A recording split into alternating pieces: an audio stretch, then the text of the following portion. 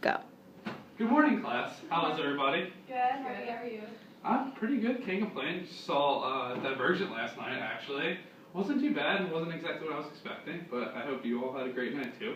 We're going to get right into it.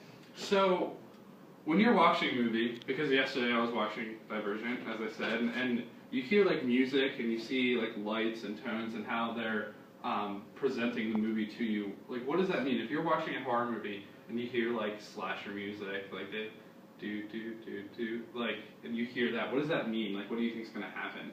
Someone's gonna get killed. Someone's going to get killed? It's gonna happen. Okay. Anything more positive than that? No, I'm kidding, I'm kidding. Slasher music is obviously, you think that someone's about to get killed, and then it's like, ah, and the music gets really loud out of nowhere, and someone gets stabbed. But it's not only slasher music that has these like feelings about them, where you have this feeling where something's going to happen in the future. So what I want you to do for like our POD or problem of the day or essay of the day, whatever you want to call it, we're going to do writing on other examples of things like that. So it doesn't have to be negative, it doesn't have to be ending with someone dying or anything like that. It can be something positive. So you're going to write, and I'm going to write with you.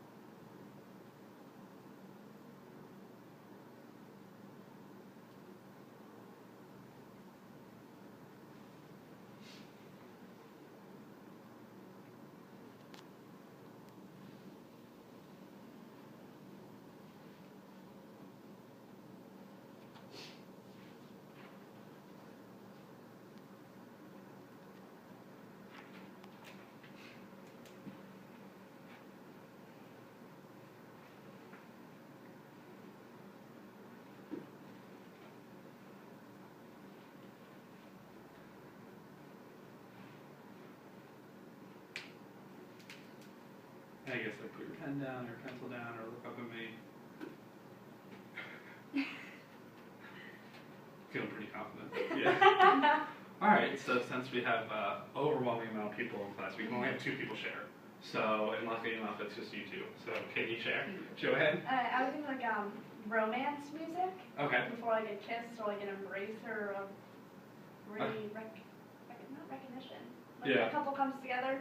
Okay. Yeah, and I hope I'm not taking your example, because I think that you saw Divergent last night as well, but when the 2 main characters like, kiss for the first time, and the music, like, there were multiple times in the movie where you thought it was going to happen, like they had the music and the tone was all right and everything like that, but when it actually finally did happen, the music was perfect, everything was perfect, there was a skyline, the sun, everything. But yeah, that's lets you know what's about to happen. What do you write? I talked about road signs and Oh, how they wow. foreshadow like a curve in the road or something like that. Yeah, I was actually just in, so like we had that in PA, but I was just in West Virginia this past week actually, and like going through the mountains and everything like that, and because the roads are not straight because they have to go up the mountains, like there's road signs for like every quarter mile, and it was so interesting, and it was nice to know exactly what was about to happen, so that's a good use of foreshadowing. I love Harry Potter a lot, so I talked about Harry Potter. In the very first book and movie, Dumbledore uses this contraption that takes light from the different lampposts at the very beginning when he's delivering Harry to the Dursleys. And then at the very last book, at the end, or near the beginning of the very last book, Ron receives this present called the Deluminator, and that's exactly what it did. And it's like a full circle kind of thing, and there's the whole like nice, you need to always follow the light even in times of darkness. But yeah, so does anyone know what these things are kind of called? What did I say it right? Did I say foreshadowing? Well, this is foreshadowing, so that's what this lesson is about. So spoiler alert, I guess. I foreshadowed that the lesson was about foreshadowing by saying foreshadowing. But do any of you have like a definition, like were to like do a textbook definition, or even just like layman's terms? Like what would you think? Like clues in a story that something else is going to happen. Clues in a story that something else is going to happen.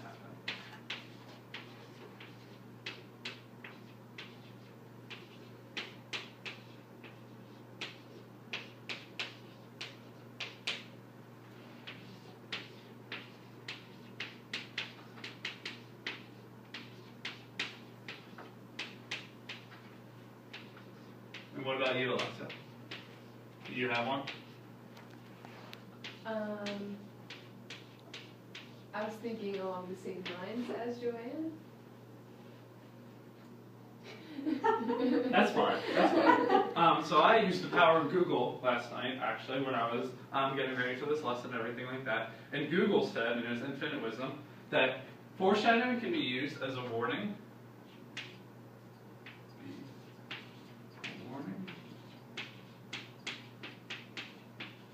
Or indicate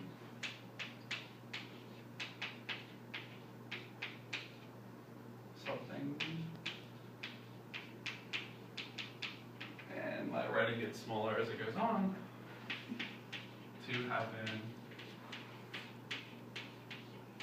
in the future. Not really in like the time traveling sense. More of the like, hey, this might be happening later on. But why do you think that we use foreshadowing? Why would an author want to use foreshadowing? To help the reader make predictions? Yeah. So like we probably in like an earlier grade, in like 9th or 10th, you went over like the reading strategy of predicting, where if you're engaged in a reading, you're going to constantly be like, what's going to happen next? What's going to happen next? What's going to happen next? And if an author is giving you hints on what is going to happen next, it makes the experience even more enjoyable. What about you, Joanna? What do you think? I think it makes the reader more engaged, because now they're making predictions about what's Yeah. going to happen. They're really getting involved in the story. Yeah, and like not only that, it's just like fun.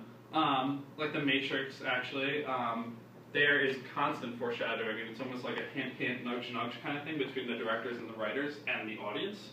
And that is one thing for people to enjoy.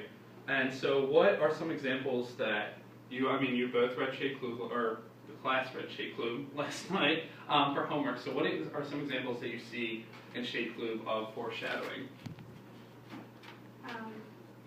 When they keep referencing the daughter, are we allowed to share? Yeah, yeah, Okay. oh yeah. The daughter like walking alone at night, like she's alone and.